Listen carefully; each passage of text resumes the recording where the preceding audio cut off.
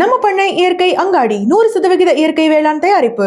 தொடர்புக்கு 87 54 44 92 99. உலகில் எங்கு பிறப்பினும் தமிழ் கற்கலாம் கற்பிக்கலாம். Learn and teach Tamil from worldwide. Avvaiyar பாடசாலை.org. வந்திருக்க எல்லாருக்கும் வணக்கம். இது என்னோட மூணாவது படம். அப்பாவோட டைரக்ஷனில் ஒரு சின்ன கேரக்டர் பண்ணியிருக்கேன். நீங்கள் எல்லோரும் பார்த்துருப்பீங்க, உங்கள் எல்லாருக்கும் பிடிக்கும்னு நம்புகிறேன். அடுத்தடுத்து படங்கள் பண்ணுறேன், ரொம்ப சப்போர்ட் பண்ணுங்கள். நாளையிலேருந்து படம் ரிலீஸ். நன்றி.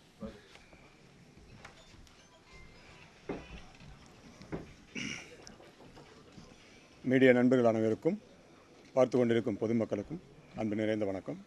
நடிகர் கராத்தே ராஜா பேசுகிறேன். சந்தனக்காடு வீரப்பனாக என்னை உருவாக்கிய கௌதமன் அண்ணன் அவர்கள் நீண்ட இடைவெளிக்கு பிறகு இந்த படையாண்ட மாவீராவில் மீண்டும் வீரப்பனாக என்னை உருவாக்கியிருக்கிறார்கள். இந்த திரைப்படத்தில் காடுவெட்டி குரு அண்ணனாக கௌதமன் அண்ணன் இயக்கி நடிக்க, அவரோடு சேர்ந்து வீரப்பன் ஐயாவாக நான் நடிக்கக்கூடிய மிகப்பெரிய பாக்கியத்தை கொடுத்துருக்கார்கள். அதுக்காக நான் கௌதமன் அண்ணனுக்கு நன்றியை நான் சொல்லிக்கிறேன் மீடியா மூலமாக.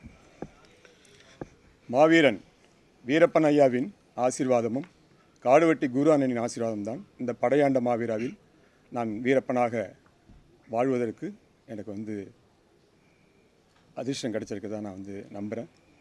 நீங்கள் எல்லோரும் இந்த படையாண்டா மாவீரா எங்கள் படத்தை பார்த்து முழு ஆதரவு கொடுத்து வெற்றி படமாக ஆக்க வேண்டும் என்று உங்களை அன்போடு கேட்டுக்கொள்கிறேன். நன்றி, வணக்கம்.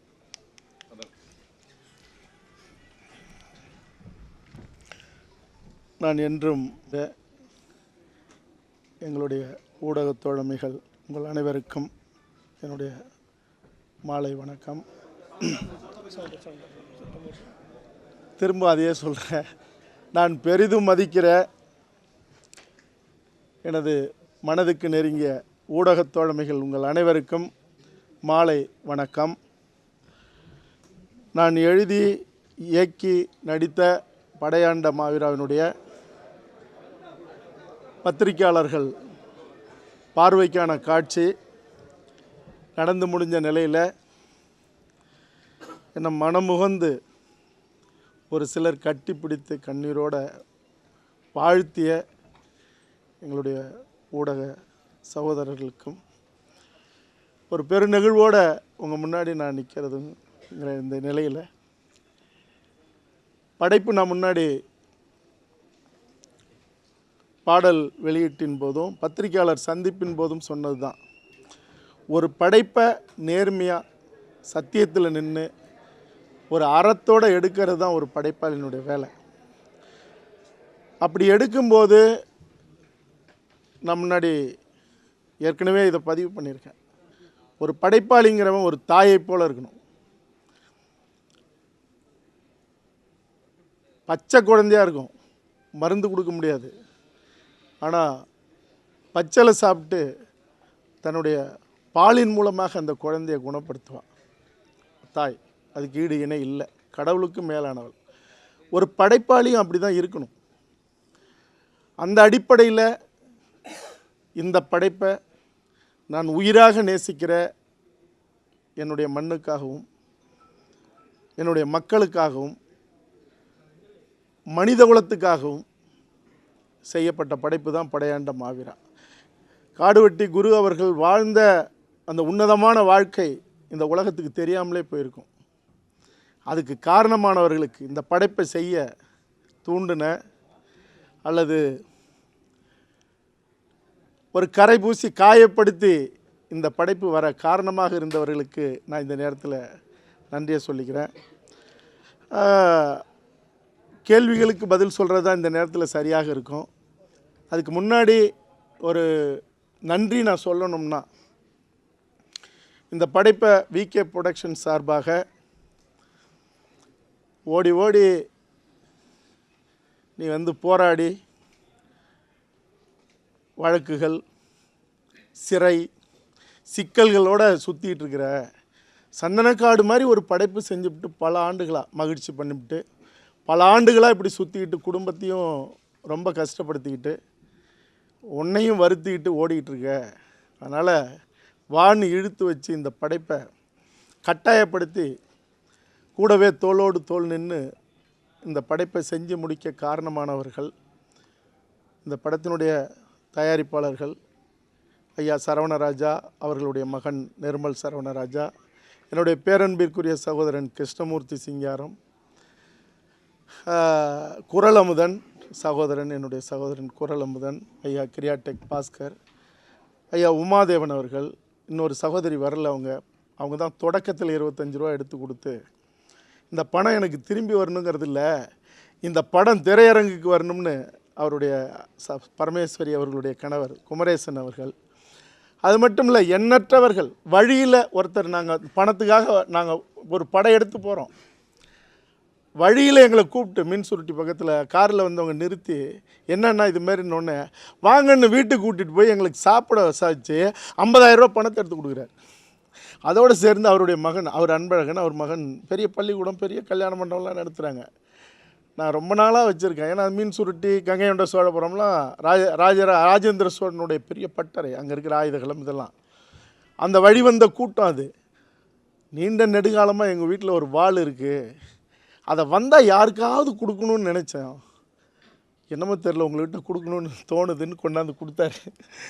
அப்படியெல்லாம் பணமும் கொடுத்து எங்களோட தோளோட தோள் நின்று தருமபுரிக்கு போன போது 1000 மாணவர்கள் எல்லாம் டிஎன்பிஎஸ்சி வகுப்புக்காக வந்தவங்க.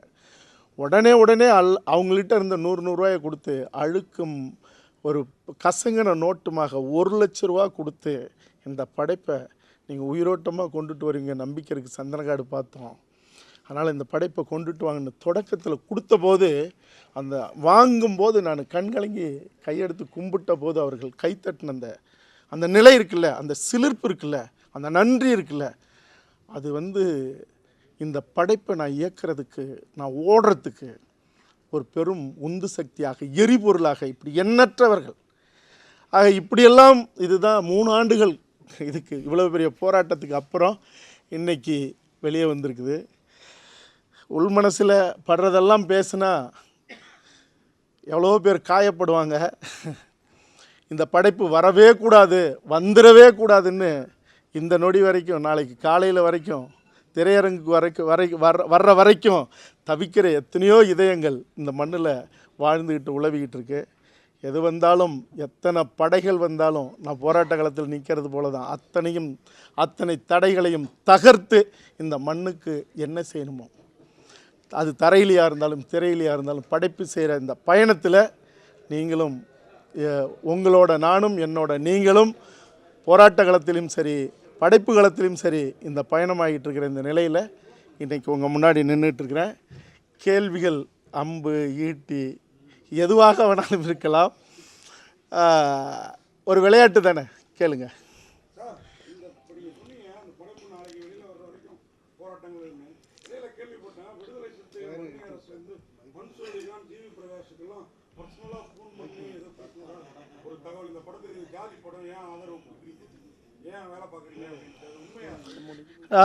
இல்லை இருக்கட்டும், அது முதல் கேள்வி சகோதரனுடைய கேள்வி. சரி, இப்போ இல்லை இருங்க, நீங்கள் கேள்வி கேட்டீங்க, நான் பதில் சொல்கிறேன். அதுக்கு முன்னாடி உரிமையோடு உங்கள்கிட்ட ஒன்று கேட்குறேன். 2.5 மணி நேரம் இந்த அரங்கத்தில் நீங்கள் உட்காந்து படம் பார்த்தீங்க. இது ஒரு சாதி வெறி பிடித்த படமாகவோ அல்லது ஒரு தனிச்சமூகத்தை மட்டும் கொண்டாடிட்டு தமிழ் சமூகத்தில் தமிழர் குடிகளில் இருக்கிற வேறு யாராவது ஒரு குடிகளை அவமானப்படுத்துகிற படைப்பாவோ அல்லது தமிழ் சமூகத்துக்கு மாண்புக்கான எதிரான படைப்பாவோ உங்களுக்கு ஏதாவது தோணுதா? இது உண்மைன்னா நீங்கள் உரிமையோடு கேட்டுக்கிறேன், நீங்கள் கைத்தட்டி அதுக்கான பதிலை சொல்லலாம். அப்போ என்னுடைய பேரன்பிற்குரிய சகோதரன் வன்னியரசுக்கு இதன் மூலமாக நான் சொல்கிறேன், என் தந்தையினுடைய உயிர் நண்பர் தொல்காப்பியன் அவர்களுடைய மகன், ஐயா தொல்காப்பியன் அவர்களுடைய மகன் தோழர் திருமாவளவன் எனக்கு நண்பர். சினிமா திரைத்துறைக்கு வந்த காலத்திலேருந்து சொல்கிறேன், வன்னியரசை கொஞ்சம் அடக்கி வைங்க. ஒரு கலையை, ஒரு படைப்பை, ஒரு குழந்தை போல் இருக்கிற பிறந்து விழுந்த தொப்புள் கொடி கூட அறுக்காமல் பிறந்து விழுந்த ஒரு குழந்தைய கழுத்தில் கால் கட்டை விரலை வைத்து நசுக்குவதை போன்றது இது போன்ற அநாகரிகமான செயல். அதனால் இதெல்லாம் வன்னியரசு போன்றவர்கள் தங்களை திருத்திக்குவாங்கன்னு நான் நம்புகிறேன். ஏன்னா என்னுடைய மகிழ்ச்சி படம் பார்த்துட்டு விஜய் டிவிக்கு வந்து நடத்துகிற செந்தில் அவர்கள் நடத்தின நீயானா அந்த செந்தில் அவர்கள் நடத்தின அந்த விமர்சன கூட்டத்தில் கலந்துக்கிட்டு ஒரு சாதி மறுப்பு திரைப்படைப்புன்னு பேசினவர். தலைவர் பிரபாகரன் அவர்களை இவங்கெல்லாம் சந்திச்சுட்டு, திரு சீமான் அவர்களும் வன்னியரசு அவர்களும் சந்திச்சுட்டு வந்த பிறகு மாறி மாறி தலைவர் உங்களுடைய வன்னிக்காடை மொத்தமாக கேட்குறாருன்னு சொல்லி இந்த 2 பேரும் வாங்கிட்டு போய் தான் கொடுத்தாங்க. இதெல்லாம் நடந்து 18 ஆண்டுகளாச்சு. ஆக அன்றைக்கும் சரி, இன்றைக்கும் சரி, என்றைக்கும் பரிசுத்தமாக ஒரு ஆத்மார்த்தமாக என் மண்ணுக்காக நிற்கிற நிலையில் என் மேலெல்லாம் கரபூசி ஒரு காலமும் எவரும் இங்கே உச்சத்தை தொட முடியாது, அல்லது நீங்கள் உன்னதமானவர்கள்னு காட்டிக்க முடியாது. அதனால் நான் சொல்கிறது என்னென்னா, இந்த உள்மனசிலேருந்து பேசுனாங்கிறது வன்னியரசு அவர்கள் மட்டும் இல்லை. காலம் வரும்போது யாராக இருந்தாலும், படைப்பாக இருந்தாலும் நேர்லையும் நான் தோல் உரிப்பேன். அதனால் நீங்கள் திரைக்கலைஞர்களை போய் ஏங்க இதுக்கு பண்ணீங்கிறது, நடுராத்திரியில் ட்விட்டர் ஃபேஸ்புக்கில் பச்சை இந்த படைப்பின் உன்னத கலைஞர்கள்லாம் போய் எழுதி அவர்கள் பதறி அடித்து என்கிட்ட அனுப்பி இப்படியெல்லாம் இருக்க எப்படிங்க தொடர்றதுன்னு கேட்குறதெல்லாம் ஒரு கொலை நடுங்குதலுக்கான, ஒரு அறத்தை அடியோடு அறுத்து எறிவதற்கான நிகழ்வுகள். அதெல்லாம் செய்யாதீங்க, இதெல்லாம் தப்பு இல்லை, பாவம். சில தேட்டரில் கூட இது கொலை மிரட்டல் மாதிரி ஸ்க்ரீனிங் பண்ணால் இந்த தேட்டர் அடிச்சு நொறுக்கணும்லாம் சில விஷயம் போயிட்டு இருக்கு. இல்லை, அதெல்லாம் சும்மா இருங்க. ஒரே ஒரு விஷயம், அப்படியெல்லாம் படத்தை போட்டால் அடித்து நொறுக்குவேன்னு சொல்கிறதுக்கெல்லாம் இங்கே ஆளுமையும் இல்லை, ஆண்மை உள்ள மனிதர்களும் இல்லை. அப்படி வந்தால் அவன் அந்த இடத்த விட்டே நவர முடியாது. அது அப்படியெல்லாம் ஒரு விஷயம் நடந்திருக்கு. ஊத்தங்கரையில் நீங்கள் காடுவெட்டி குரு அவர்களுடைய படைப்பை நீங்கள் திரையிடலைன்னா எந்த படத்தையும் திரையிட முடியாதுன்னு அங்கே போய் முற்றுகையிட்டு மதியத்துக்கு மேலே ஒரு பெரிய சிக்கல் உருவாச்சு. அப்புறம் அவங்கக்கிட்ட பேச்சுவார்த்தை நடந்து அநேகமாக அந்த திரையரங்கம் கிடைக்கும். அப்படி ஒரு போராட்டம் நடக்குமே ஒழிய இதை போட்டால் என்ன நடக்கும்னு சொல்கிறதுக்கெல்லாம் இங்கே ஆள் இல்லை. போட்டு அடிச்சிருக்கீங்க, காவல்துறை போட்டு காலி பண்ணியிருக்கீங்க, அவங்களால ஏதாவது பிரச்சனை வர நினைக்கிறீங்களா? ஏங்க, நான் ஆட்டோ சங்கர் சந்தனக்காடு எடுத்தவங்க. ஏங்க, திரைன்னா எல்லாம் ஒன்று தான், தரைன்னா எல்லாம் ஒன்று தான். அங்கே படைச்சிட்டு தான் இங்கே நடந்திருக்கேன். அதனால் ரெண்டாவது ஒரே ஒரு விஷயந்தான், நான் ஒன்றே ஒன்று என் வாழ்க்கையில் பார்த்து சொல்கிறேன். சந்தனக்காடில் மிருகத்தோடு மிருகமாக நின்ற வீரப்பன் மனிதனாக வாழ்ந்தார். மனிதர்களோடு மனிதர்களாக வாழ்ந்தவர்கள் தண்ணி மிருகமாக நடந்து கொண்டுச்சு காவல்துறை காட்டு மிராண்டிகள். இதை நான் படைப்பு செய்யும்போது உள்ளேயே என்னை கொள்வதற்கான வேலைகள் நடந்ததெல்லாம் சொல்லப்பட்டது. அதையும் மீறி உள்ளே போய் நான் படப்பிடிப்பு செய்யும்போது காட்டு விலங்குகளால் தாக்கப்பட்டிருக்கலாம். ஏன்னா எத்தனையோ இரவுகள் கூட நாங்கள் படப்பிடிப்பு நடத்திருக்கோம். அதுபோல் முடிச்சுட்டு வரும்போது இங்கே எனக்கு கடுமையான எதிர்ப்புலாம் இருக்குன்னு சொல்லப்பட்டது. ஒன்றே ஒன்று சொல்கிறேன், ஒரே ஒரு ஆள் கூட, ஏன்னா நம்ம படைப்பில் அவர்கள் செஞ்ச தவற சொல்லலாம், காவல்துறையோ அரசு அதிகாரிகளோ ஆள்பவர்களையோ, ஒரே ஒருவர் கூட என்கிட்ட அலைபேசிலையோ நேர்லையோ நீ எப்படி செய்ய முடியும், உனக்கு அவ்வளோ பெரிய திமிரான்னு ஒரே ஒரு வார்த்தை கூட பேசலை. மாறாக காவல்துறையில் சில பேர் கொஞ்சம் பார்த்து திட்டுங்க, கொஞ்சம் கம்மியாக திட்டுங்க, பொண்டாட்டி சோறு போடும்போது நம்மட்டு சிரிக்கிறாங்க, சந்தனக்காடு பார்த்தேன் உங்கள் லட்சணம்லாம் தெரியும்னு கொஞ்சம் பார்த்துங்கன்னு சொல்லியிருக்காங்களே ஒழிய இது வரைக்கும் அப்படி எந்த நிகழ்வும் இல்லை.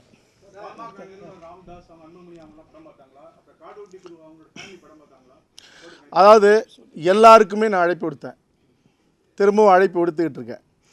அவர்களுடைய சூழ்நிலை காரணமாக இன்னும் அவர்கள் படைப்பு பார்க்கல.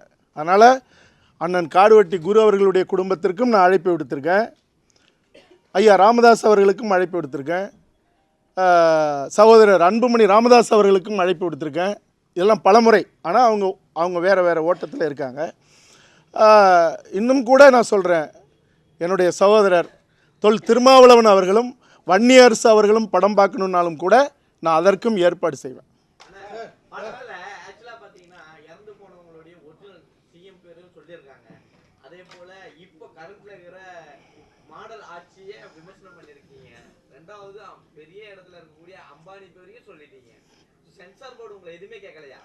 நான் அம்பானின்னு சொல்லலையே, உங்களுக்கு உங்க காதுல அம்பானின்னு விழுந்ததா தம்பானின்னு விழுந்ததா? இல்லை உங்களுக்கு புரிஞ்சது இல்லை, புரிய வேண்டியது எல்லாம் புரிஞ்சது இல்லை. இல்லை ஒரே ஒரு விஷயம், சென்சாரில் நாம் பட்ட பாடு யாரும் பார்த்துருக்க மாட்டாங்க. யாருமே அப்படி பட்டிருக்க மாட்டாங்க. எனக்கும் அவர்களுக்கும் கடுமையான வாக்குவாதம். ஆனால் ஒரு விடயம் என்னென்னா, நான் படைப்பை காட்டினதுக்கு பிறகு அவங்க ஆடியோவுக்கு நான் ஏற்கனவே சொன்னேன், ஆடியோ வெளியீட்டுக்கு அவங்க ஒத்துக்கவே இல்லை. நீ படத்தில் கலவரம் பண்ணியிருந்தீங்கன்னா நாட்டில் கலவரம் நடக்கு, எவன் தடுக்கிறது அப்படின்னாங்க. இதுக்கே நீ சர்டிஃபிகேட்டு கொடுத்துட்டு அதுக்கு படம் பார்த்து தப்பாக இருந்தால் படத்தையே பேன் பண்ணுங்கன்னு. அப்படியான கடுமையான வாக்குவாதம். ஒரு கட்டத்தில் அவங்க படம் பார்த்துட்டு அவங்க சொல்லி தான் சமர்ப்பணத்தில் காடு வெட்டி குரு அவர்கள் படத்தை முதல்லையும் பின்னாடியும் போட்டேன். ஏன்னா இந்த நேர்மைக்கு மேலாக ஒருவர் படைப்பு செய்ய முடியாது. உண்மையாக இருந்திருக்கீங்க இந்த படைப்பை. என்கிட்ட கேட்டாங்க, இதெல்லாம் உண்மைதான் நீங்கள் எப்படி சொல்கிறீங்கன்னாங்க. நான் சொன்னேன், ஆனந்த ஜூனியர் விகடனில் தொடராக வந்திருக்கு, எடுத்து காட்டுங்கன்னு. ஒருவேளை ஜூனியர் விகடனில் வந்த தொடர் ஒரு கட்டத்தில் நிறுத்தப்பட்டது. அது அந்த தொடர் இல்லைன்னா நான் கூட பெரிய சிக்கலை சந்திச்சிருக்கலாம். ஆனாலும் கூட நானும் விட போகிறதில்ல, அவங்க விடலைனாலும் நான் திரும்ப அடுத்தடுத்த கட்டத்துக்கு போய் நான் எடுத்துகிட்டு வந்திருப்பேன். அதனால் இதெல்லாம் நீங்கள் நல்ல விஷயங்கள் சொல்லும்போது இந்த ஸ்ட்ரகிள்லாம் இருக்க தான் செய்யும். ஏன்னா நீங்கள் இந்த படை நடத்தின அவர்களுடைய முன்னோர்களும் இந்த படைப்பு சம்மந்தப்பட்ட அந்த படையாண்ட மாவீரான்னு சொன்னதுமே உலகம் பூரா அவன் போய் சண்டை போட்டுவேன். போகிற இடத்துல எல்லையில் பூ கொடுக்க மாட்டான்.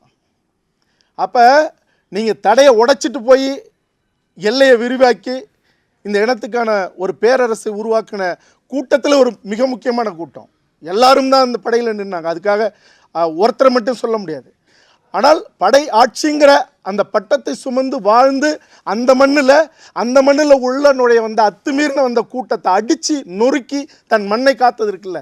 ஸ்டாலின் அவர்கள் ஆட்சிக்கு வந்தபோது தான் அவர் மேலே அவர் போராடி அந்த ஜட்ஜ்மெண்ட் அப்போ கொடுத்த அந்த ஜட்ஜ்மெண்ட்டை வந்த ஒரு ஆண்டில் அந்த வரிசையின்படி அந்த ஜேஎல்சிங்கிற ஜெயங்கொண்டம் லிக்னைட் கார்பரேஷனை ரத்து செஞ்சது. கிட்டத்தட்ட 20 ஆண்டுகளாக அந்த மக்கள் தங்கள் வீட்டை விற்க முடியல, நிலத்தை விற்க முடியல. ஒரு பொண்ணுக்கு கல்யாணம் பண்ணி கொடுக்கலான்னாலும் கூட ஒரு 4 சென்ட் இடத்த நிலத்தை விற்க முடியல. ஆனால் அது முற்றிலுமாக நீங்குவதற்கு காரணம் 1000 கோடி ரூபாயை வேணான்னு எட்டி உதைச்சி அந்த மண்ணில் அவன் நேர்மையாக நின்ன அந்த நிலை இருக்குல்ல, ஒரு அறமான அறம் இருக்குல்ல, அதுதான். அதனால் சென்சார் சொல்லு இல்லை, அதான் சென்சார் இல்லைப்பா. அதில் என்னென்னா, நாங்கள் உண்மையாக பயந்தோம். இவ்வளோ பெரிய படத்தை எடுத்துகிட்டு போகும்போது நிறைய கட்டு கொடுப்பான்னு பார்த்தாங்க. ஒன்லி 12 அப்சர்வேஷன் தான் கொடுத்தாங்க. சில இடத்துல மியூட் பண்ண சொன்னாங்க, மற்ற எதையுமே கட் பண்ண சொல்லலை.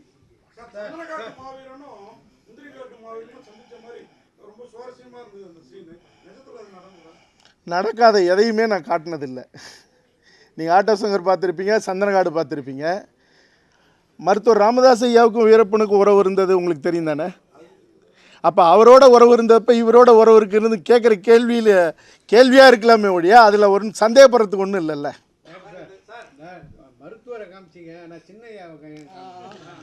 அதாவது அந்த டைமில் இல்லை கொஞ்சம் இருக்கேன். ஒரே ஒரு விஷயம், நான் எடுத்துக்கிட்ட கருப்பொருளை மட்டும்தான் சொல்லணும்னு நினச்சேன். இப்போ என்னுடைய கதை ஓட்டத்தில் 2.5 மணி நேரம் நான் சொல்கிறதுக்கு இந்த மண்ணில் இன்னும் எத்தனையோ இடத்துல, இப்போ பரந்தூரில் எடுத்துங்க, நெடுவாசல் கதிராமங்கலத்தில் எடுத்துங்க, இன்னும் சிதைக்கப்பட்டுக்கிட்டே இருக்குது. இந்த மண்ணின் உரிமை பறிக்கப்பட்டுக்கிட்டே இருக்குது. இந்த வரலாறை சொல்வது மூலமாக பறிபோகிற தன்னுடைய மண்ணை, தங்களுடைய உரிமையை, தங்களுடைய கல்வி வேலை வாய்ப்பை மீண்டும் பெற இந்த மண் மறுபடியும் வரலாற்றோடு தலை நிமிர்ந்து வாழ தான் இந்த வரலாறு நான் சொல்லியிருக்கேன். இந்த வரலாறு சொல்லிவிட்டு நான் ஒரு வரலாறு சொல்லிவிட்டேன் பார்த்தியா, நீங்கள்லாம் படம் பார்க்கணுன்னு நான் சொல்ல வரல. மறுபடியும் ஒரு புதிய வரலாற்றை உருவாக்க தான். அதுக்கு எனக்கு என்ன தேவையோ அதை எடுத்துக்கிட்டேன் 2.5 மணி நேரத்தில். இல்லை, அப்படி பார்த்தா எத்தனையோ பேர் இருக்காங்க, எல்லாத்தையும் சொல்லணுங்கிறது இல்லை.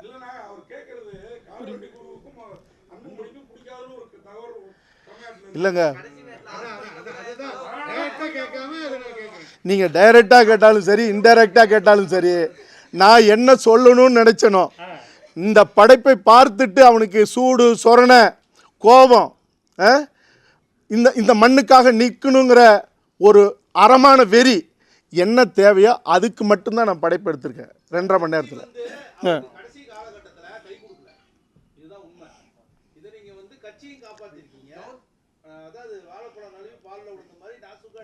எந்த கட்சியை நான் காப்பாற்றிருக்கேன்?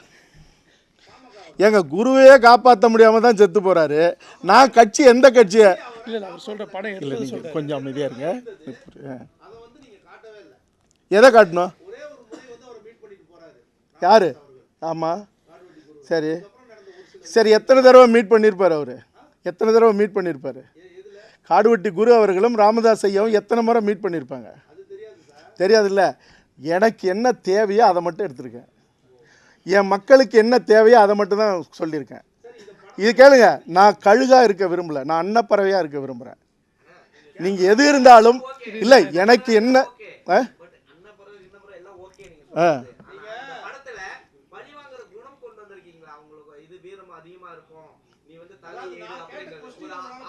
இருங்க இருங்க.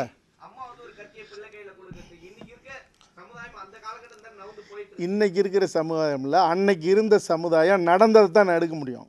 சரிங்களா?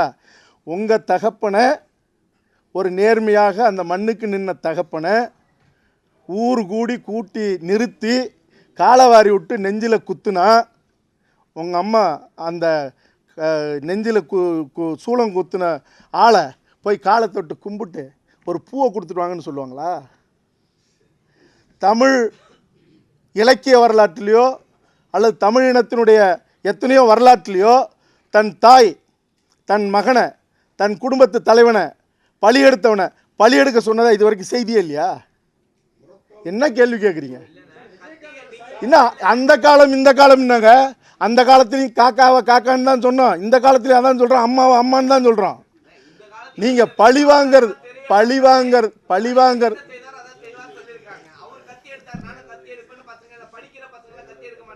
படிக்கிற பசங்கள்லாம் கத்தி எடுக்க மாட்டாங்க, கவலைப்படாதீங்க.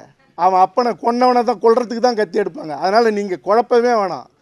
இது நடந்ததை நான் அப்படியே எடுத்திருக்கேன். வேணும்னா நீங்களும் ஜூனியர் விடனில் கேட்டு, இல்லைன்னா என்கிட்ட இருக்க அந்த பிரதியை கொடுக்குறேன். மக்களுக்கு துரோகம் பண்ணக்கூடிய அரசியல்வாதிகளையும் கார்ப்பரேட் கம்பெனியும் இருக்கிற மாவீரனா காட்டியிருக்கீங்க. நடந்த கதை இது. அதே மாவீரனுக்கு தான் சொந்த கட்சியிலே வந்து தொந்தரவு கொடுத்தாங்க, கடைசி நேரத்தில் சப்போர்ட் பண்ணல, அதையே காட்டல. இன்னொரு படம் நீங்கள் எடுங்க, நீங்கள் தயாரிப்பாளராக எடுங்க ஒரு படம். நான் சொல்லிட்டேன், எனக்கு என்ன தேவையோ, என் மண்ணை பக்குவப்படுத்த பண்படுத்த என்ன தேவையோ அந்த படைப்பை மட்டும்தான் நான் எடுக்க முடியும். யாரு? சரி சரி, இருங்க, அவர் கேட்ட கேள்விக்கு பதில் சொல்கிறேன். இருங்க, 100 கோடி அப்போ 1000 கோடி இல்லை. உங்களுக்கு என்ன சந்தேகம் அதில்? ஏங்க, அம்மாங்கிற மேடம்ங்கிற இதுக்கு மேலே உங்களுக்கு சந்தேகம் தேவையா?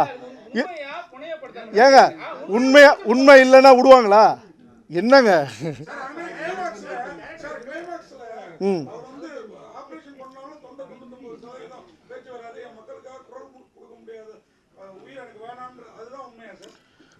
100% உண்மை இல்லை. அதாவது எத்தனையோ விதத்தில் பேசுவாங்க. ரசோமான்னு ஒரு படம் பார்த்துருக்கீங்களா? விருமாண்டின்னு ஒரு படம் பார்த்துருக்கீங்களா? இல்லை, இதுக்கு நீங்கள் ஆதாரம் கொடுக்க முடியுமா? நான் கேட்குறது என்னென்னா, எத்தனையோ செய்தி இருக்கலாம். இப்போ ராஜாவை வச்சு நான் சந்தனக்காடு எடுத்தேன். நீங்கள் கூட்டிகிட்டு போய் கொன்னதாகவும் சொல்கிறாங்க, விஷம் கொடுத்து சூழ்ச்சி பண்ணி கொன்னதாகவும் சொல்கிறாங்க, காட்டிலே சண்டை நடந்ததுன்னு சொல்கிறாங்க. இன்னொரு வருஷம் நான் சொல்லலை, ஜனாதிபதி அப்துல் கலாம் மேலே அவர் உயிரை வச்சுருந்தாராம். அவர் ஒரு கடிதம் கொடுத்து நீங்கள் சரணடைங்க, நாங்கள் பார்த்துக்கொண்டோன்னே அப்துல் கலாம் ஐயாவே கொடுத்துட்டாரா, நான் வரேன் அப்படின்னு சொல்லி வந்ததாகவும் சொல்லப்படுது. இப்போ சிவசுப்ரமணியம் ஒன்று எழுதியிருக்காரு, ஒரு வெடிகுண்டு தயாரிக்கிறதுக்காக கூட்டிகிட்டு இப்படி தான் தயாரிக்கணும், இப்படி ஓப்பன் பண்ணணும்னு சொல்லி சேர்த்து வச்சு எடுத்து மறுபடியும் வீரப்பன்கிட்ட கொடுக்கும்போது மறைச்சிருந்து வச்சு அதை எடுங்க அப்படின்போது எடுத்து வெடித்து அந்த இடத்துல மயக்கமாகி கிடந்து அதுக்கப்புறம் கூட்டு போய் சித்திரவதை பண்ணி அப்படி சொன்னதா அப்படி ஒரு சம்பவம் நடந்தாவும் இருக்கு. ஆக இதெல்லாம் சொல்லும்போது எல்லாமே உண்மைன்னு தெரியும். அதனால் எத்தனையோ இருக்கலாம். நான் மறுபடியும் சொல்கிறேன், ஒரு சத்தியமான நேர்மையான தன் பிள்ளை மேலே பேரன்பும் பெரும்பாசம் கொண்ட ஒரு தாயைப் போல இந்த மண்ணும் மக்களும். இந்த படத்தில் யாராவது ஒருத்தராவது கேட்குறீங்களா? வட தமிழ்நாட்டில் வன்னியரையும் பறையர்களையும் அடிச்சுக்க வச்சு தெற்க தேவரையும் தேவேந்திர குல வேளாளர்களுக்கும் கலவரத்தை ஏற்படுத்தி இந்த மண்ணுக்கும் மொழிக்கும் இனத்துக்கும் சம்பந்தமில்லாத கூட்டம் நீண்ட நெடுங்காலமாக இங்கே கோட்டையில் ஆண்டுகிட்டு இருக்கு, 50 வருஷமாக மேலே. அப்போ இந்த இனம் காடுவெட்டி குருனா ஒரு சாதி வெறியன். இந்த படைப்பு வரத்துக்கு முன்னாடி பெரும் வெறி கொண்டு கௌதம் அலைகிறான்னு எண்ணற்ற பதிவுகளை எழுதின அந்த நேர்மையற்ற கூட்டம். அதில் இந்த படைப்பை பார்க்கும்போது அந்த 2 பேரும் நிறுத்தி உன்னையும் இந்த மண்ணையும் காக்குன்னா ஒரு தாய் மக்களா நில்லுங்கன்னு சொல்கிற தாய்மை நிறைந்த அந்த வரிகளை யாராவது பார்த்தீங்களா? இதையே கேட்டுக்கிட்டு இருக்கீங்க.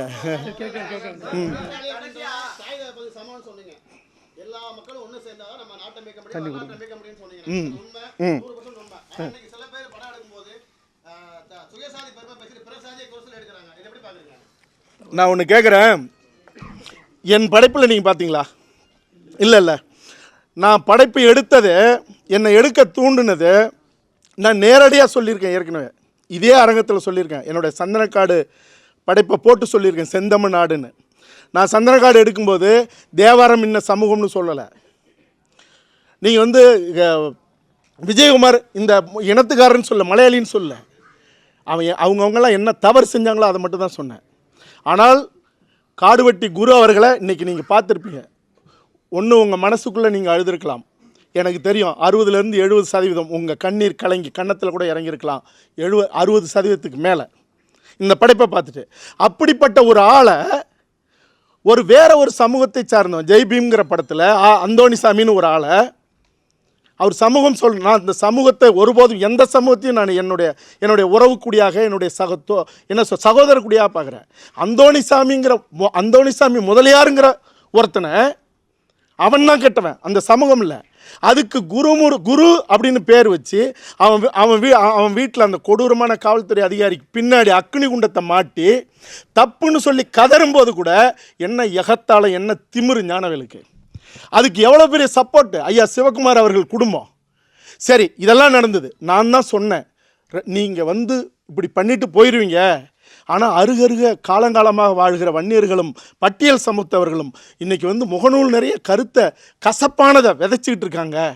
இதை என்னால் பார்க்க முடியல, தனிப்பட்ட முறையில் என்னால் பார்க்க முடியல. ஏன்னா என்னுடைய தந்தை 45 ஆண்டுகளுக்கு முன்னாடி ஓரத்தில் ஊருக்குள்ளே இடம் கொடுத்து வீடு கட்டிங்கன்னு சொல்லி எங்கள் குடும்பத்தை தள்ளி வச்சு என்னை தீண்டத்தகாத மாதிரி பார்த்த அந்த நிலையிலேருந்து நான் இந்த சமூகத்துக்காக நின்று போராடிக்கிட்டு இருக்கேன். நான் சொல்கிறேன், வேணாயா, ஒரு வருத்தம் தெரிவிங்க, வருத்தம் கூட வேணாம், அந்த பேரை எடுங்க, அந்த அக்னி குண்டத்தை எடுங்க, அந்த குருங்கிறத வாத்தி வேற ஏதாவது பண்ணுங்க, கெஞ்சின கதர்ன. ஆனால் என் மீது சுமத்தப்பட்டது என்ன? ஈவு இறக்கமற்ற முறையில் எல்லாருக்கும் நின்னவனை என்னை ஒரு வெறி பிடிச்சவனை மாற்றி இந்த சமூகத்துக்கு முன்னாடி காயப்படுத்தணும்னு நினச்சாங்க. இதோடு நின்று இருந்தாலும் கூட கருமம் எப்படியாவது போகட்டும், இந்த நேர்மையற்ற கூட்டத்துக்கு என்னைக்காவது ஒரு நாளுக்கு இதுக்கான பதிலடியும் ஏதாவது ஒரு ரூபத்தில் கிடைக்கும்னு விட்டேன். ஆனால் ஞானவேல் அவர்களுக்கு நண்பரும் எனக்கும் நண்பருமான ஒரு பத்திரிகையாளர் கேட்கும்போது, ஏன் இப்படி பண்ணீங்க, கௌதமன் கேட்டதில் என்ன தப்புன்னு கேட்க நேரில் அவர் அலுவலகத்து பக்கத்தில் ஒரு டீ கடையில் நின்று கேட்கும்போது அவருக்கு தெரியும் யாருலாம். கேட்கும்போது உங்கள் கௌதமன் தான் வீரப்பனை, ஒரு கொள்ளக்காரன் வீரப்பனை எடுத்தார, ஏன் தாதா ரவுடி அவன் அவன் வேணா உங்கள் கௌதமனை எடுக்க சொல்லுங்க. அப்போ நேர்மையற்ற ஒருவன், நீங்கள் இப்போவும் சொல்கிறேன், ஜெய்பீம் ஒரு அற்புதமான படைப்பு. ஏன்னா படைப்பை ரசிப்பவன் நான், குழந்தை மனதோட தாய் மனதோட. ஆனால் உங்கள் படம் ஓடணும், உங்களுக்கு பணம் வரணும் அப்படின்னு ரத்தம் குடிக்கிற இந்த குரூர எண்ணத்தோட அதில் படைக்கப்பட்டது மட்டும் இல்லை, அவர்கள் கதறி கோரிக்கை வச்ச போது அல்லது அவர்கள் எதிர்ப்பை தெரிவித்த போது ஆடு மாடு மேலே காலு பட்டால் கூட தொட்டு கும்பிடுவான் மனுஷன். அவன் மனுஷன் சொல்லும்போது யார் மனதாவது இதுக்கு சூர்யா காரணம் இல்லை. அவர் சொல்கிறார், சூர்யா காரணம் இல்லை, நாங்கள் தான் வச்சோம். யார் மனதாவது புண்பட்டுருந்தா, உன்னை பார்த்து நாங்கள் இப்படி கதறோன்னு சொல்லும்போது கூட நீ என்ன படைப்பாளி, உனக்கு என்ன அறிவு, அப்போ தானே நீ யார், என்ன மொழி, நீ இந்த மண்ணுக்கு சம்பந்தம் உள்ளவனான்னு ஏன் தோண்டி ஆராய பார்க்குறோம். எல்லை தாண்டி படைப்பு செய்யலாம், எல்லாருக்கும் சுதந்திரம் உண்டு, இங்கே எவனும் தடுக்க முடியாது. ஆனால் எல்லை தாண்டி என்னுடைய ஒரு பாரம்பரியமான ஒரு மரபு சார்ந்த 50,000 ஆண்டுகள் வரலாறு கொண்ட என் மண்ணில் கலவரம் செய்யறதுக்கு எவனுக்கு உரிமை இருக்கு? யார் மனதாவது புண்பட்டு இருந்தால் நாங்கள் வருத்தப்பட்டு, யார் மனசு, ரோட்டில் போகிறோம் வரோனா, இந்த மண்ணுக்காக சண்டை போட்டு செத்த கூட்டம் மறுபடியும் இந்த கூட்டம். எனக்கு எந்த கவலையும் இல்லை. நான் ஏதோ அந்த சமூகத்தில் பிறந்தேன் அதுக்காக நான் சண்டை போடுறேன்னு நினச்சிருக்கலாம். உள்ள ஆய்ந்து பார்க்கணும். ஒரு பெரும் சமூகம், எண்ணிக்கையில் பெருங்குடி, நீ அவனை கருத்தியில் அடிச்சுட்டா நாளைக்கு ஒரு அத்துமீறி உள்ளே வரும்போது, இந்த இனத்துக்கான பேரழிவு உள்ளே வரும்போது அவனை எப்படி கூப்பிட முடியும்? அவன் எப்படி நிற்பான்? ஏன்னா எல்லாரும் எங்களை அடிக்கிறீங்களேடா ஜாதி வெறின்னு. நாங்கள் எதுக்குடா வரணும், சாவுங்கடான்னு சொன்னா அவன் மட்டுமா? 5 பேர் கொண்ட குறவர் குடியாக இருந்தாலும் அவனும் இந்த மண்ணுக்காக நிற்கணும். அப்போ இப்படி அடிக்கும்போது எல்லாரும் வேடிக்கை பார்க்கும்போது எல்லாத்துக்கும் நியாயம் கேட்டுவேன், நான் அதுக்கு போய் நின்னே ஆகணும். அதான் அறம். அதில் நிற்கணும்லண்ணா, இல்லை நான் போய் நின்னா என்னை சாதி வரி, டேய் சொன்னால் சொல்லிட்டு போங்கடா. என் மண்ணை காக்க எனக்கு என்னடா வழி இருக்கோ? எதுக்கு நான் கத்திப்பாராவில் நிற்கணும்? எதுக்கு 17 நாள் அக்னி வெயிலில் நான் எதுக்கு சிறையில் இருக்கணும்? எதுக்கு அவனியாபுரத்துக்கும் எனக்கு என்ன சம்மந்தம்? நான் மாடு வச்சுருக்கேனா? ஏன் வாடி வாசலில் ரத்தம் சிந்தணும்? அதுக்கப்புறம் சூர்யா ஒரு அறிக்கை விடுறாரு அன்புமணி ராமதாஸ் அவர்களுக்கு, நீங்கள் விடலாம், தப்பில்லை, யாரை வேணாலும் எதிர்க்கலாம், அது உங்கள் உரிமை. நீங்கள் இங்கெல்லாம் சினிமாவில் அரசியல் பேசக்கூடாது. நீங்கள் சினிமாவில் அரசியல் பேசக்கூடாது, ரைட்டு. அரசியலுக்கு சினிமா பேசலாமா? இப்போ என்ன நேர்மை? எதுக்கு சொல்கிறேன்னா, மறுபடியும் நீங்கள்லாம் எங்களுடைய எதிரின்லாம் நான் நினைக்கவே இல்லை. ஆனால் என் மண்ணுக்கு எதிரியாக இருந்தாலும் யமனாக இருந்தாலும் நான் விட மாட்டேன். அப்போ இவ்வளவு காசு பணத்தோடு இருந்து இப்படி ஒரு ஈனத்தனமான வேலை செஞ்சு அதில் வர்ற காசில் தான் சோறு திங்கணும்னா அது இல்லை வாழ்க்கை. 18 வருஷத்துக்கு முன்னாடியே சந்தனக்காடு பண்ணும்போது நாங்கள் இப்படி தாண்டா இருந்தோம். இப்போ நீ எவ்வளோ தூரம் எங்களை எட்டி மிதித்து நீ காயப்படுத்தி கரைப்படுத்தினாலும் நாங்கள் அறத்தோடு தான் நின்று படைப்பு செய்வோம். ஏன்னா இந்த மண்ணை காக்க இந்த மண்ணில் இருக்க பிறந்தவன் அத்தனை பேரும் தேவை. அவனுக்குள்ளே இருக்கிற உணர்வை குறைச்சிட்டா ஜல்லிக்கட்டு மாதிரி எல்லாரும் நினைக்கலாம். ஜல்லிக்கட்டு தைப்புரட்சி நடக்கும்னு தான் நான் சாகணும்னு முடிவு பண்ணி தான் அவனியாபுரம் போனது. ஆக இனியாவது திருந்துங்க. நீங்கள் உங்களுக்கு ஆயுதம் கிடச்சிருச்சு, ஒரு கேமரா கிடச்சிருச்சுங்கிறதுக்காக கலவரத்தை மூட்டாதீங்க. கொஞ்சம், ரொம்பலாம் வேணாம், கொஞ்சமாக தாய்மை உணர்வோட இந்த மண்ணில் சாதி வெறியை விதைக்காமல் இந்த மக்களை பண்படுத்த படைப்பு செய்யுங்க. யாரெல்லாம் உரைக்குதோ, யாரெல்லாம் மறுபடியும் என்னை எதிர்த்து எழுதுறீங்களோ எழுதுங்க. ஒரு நொடி யோசித்து எழுதுங்க. என்னை காயப்படுத்துறதுனால நான் ஒரு காலமும் செஞ்சிட மாட்டேன். ஏன்னா அவமரியாதையும் காயங்களும் தேவைப்பட்டால் மரணமும் கிடைக்கும்னு முடிவு பண்ணி தான், அல்லது அதுதான் நம்ம சந்திக்கிற இறுதி இடமாக இருக்கும்னு போய் நின்று படைப்பு களத்திலையும் தரையில் இந்த இனத்துக்கான உரிமை போராட்டத்தில் நிற்கிறப்ப எனக்கு ஒன்றும் இல்லை, திருந்த வேண்டியவர்கள் திருந்திக்கிங்கிறது தான்.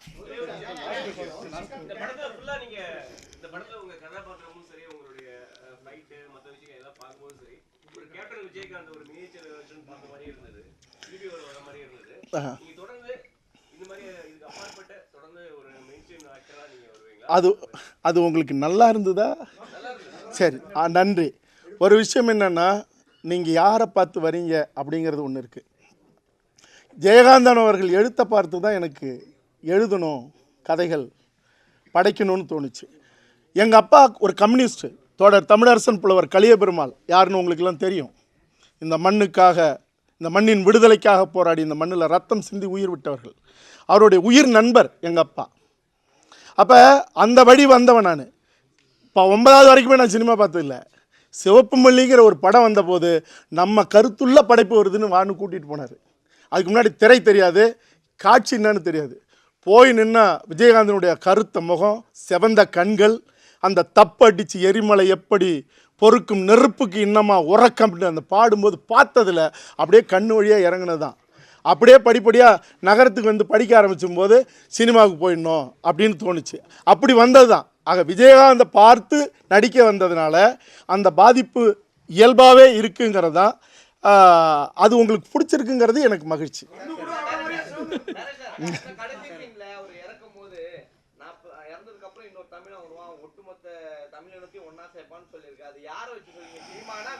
ஒரு எதிர்காலத்தை சொல்லிச்சாங்க இல்லை ஓகே. இப்போ நான் ஒன்று கேட்குறேன். இல்லை அது ஒன்றும் இல்லை, ஒன்றும் காட்டுற விஷயம்லாம் இல்லை. இப்போ நீங்களும் நான் இன்னும் எத்தனை வருஷம் இருப்போம்? சரி, இல்லை நீங்கள் இல்லாத மூலிகை லேகியம்லாம் சாப்பிட்டாலும் நீங்களும் நானும் எத்தனை வருஷம் இருப்போம்?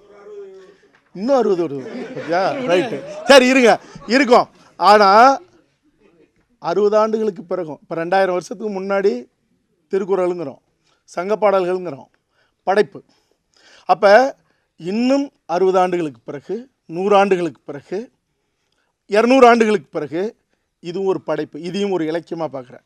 அப்போ இந்த படைப்பை பார்க்கும்போது யார் பேரடா சொன்னாவன்?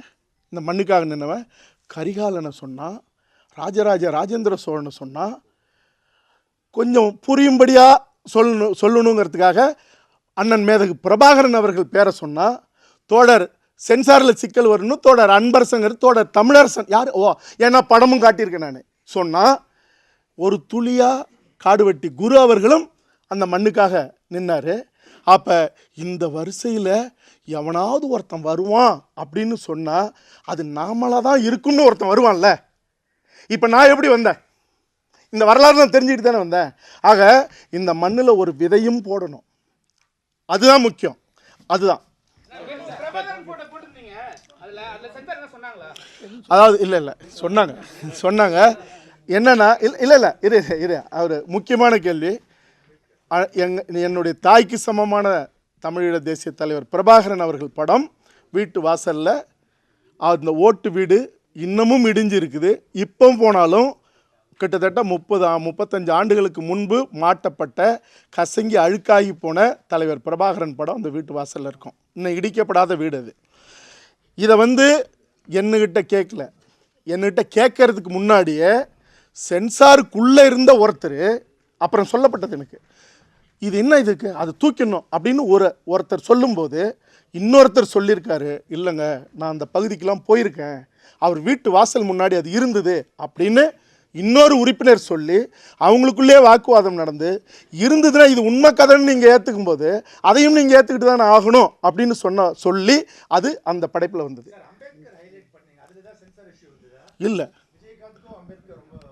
இல்லை விஜயகாந்துக்காக இல்லை, நீங்கள் வரலாறே இருக்குது. அரியலூர் மாவட்டத்தில் 7 அம்பேத்கர் சிலையை அண்ணன் குரு அவர்கள் திறந்து வச்சாருங்கிறது எல்லாருக்குமே தெரியும்.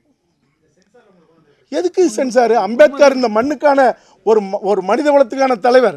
பாட்டாளி மக்கள் கட்சி சார்பா 100க்கும் மேற்பட்ட இடங்கள்ல அம்பேத்கர் சிலை வச்சாங்க. அதான் அவரே பேட்டியில் சொல்லியிருக்காரு. மக்கள் உரிமைக்காக தமிழ்நாட்டில் போராடினவங்க எவ்வளவோ இருக்காங்க. பர்டிகுலரா பாடுபட்டு எடுத்து ஒரு படம் பண்றதுக்கு என்ன காரணம்? நீங்க அந்த சமூகத்தை சேர்ந்தவரா அதுக்கு ஒரு காரணமா இருக்கலாம். அதாவது அண்ணன் ஒரு முக்கியமான கேள்வி கேட்டிருக்காரு, எதுக்கு காடுவெட்டி குருவை நீங்கள் சரியாக இதைத்தான் எடுக்கணும்னு எடுத்தீங்கன்னு. ஏறக்குறைய 75% அதுக்கான பதிலை முன்னாடியே நான் சொல்லிட்டேன். அண்ணா இதுக்கு இதில் பதிலை சொல்லிட்டு வரேன்.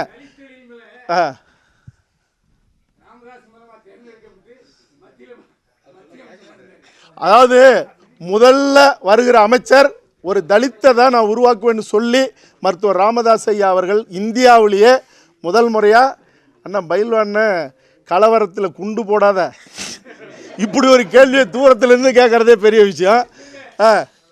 வச்சிருக்கீங்களா குண்டு? ஆமாம். அப்போ அவர் மட்டும் இல்லை, பொன்னுசாமிங்கிற இன்னொரு பட்டியல் சமூகத்தை சார்ந்தவரையும் அமைச்சராக்குனார். ஆமாம்.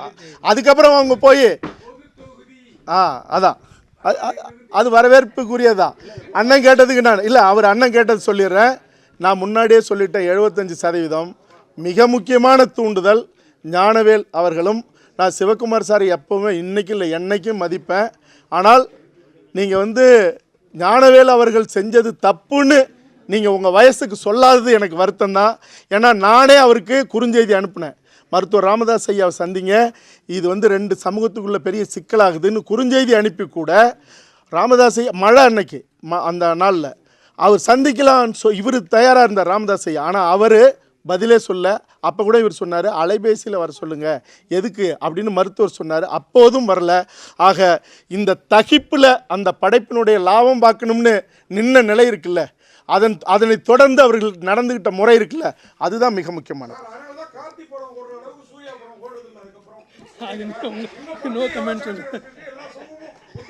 இல்லை அப்படி இல்லை, படத்தை எடுத்த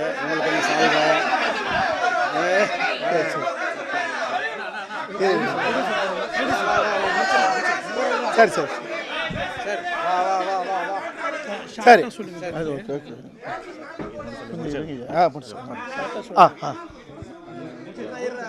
ஆமாம் ஆமாம் ஆமாம் ஆமாம் ஆமாம் ஆமாம் ஆமாம் இருங்க அமைதியாக இருங்க. இப்போ என்ன கேட்டீங்க?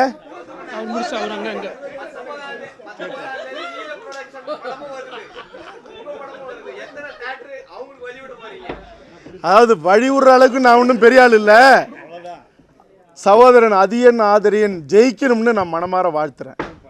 ஏன்னா அதியன் ஆதரியம் ஒரு மண்ணுக்கான உரிமை பேசுகிற படைப்பை தான் எடுத்திருக்காரு.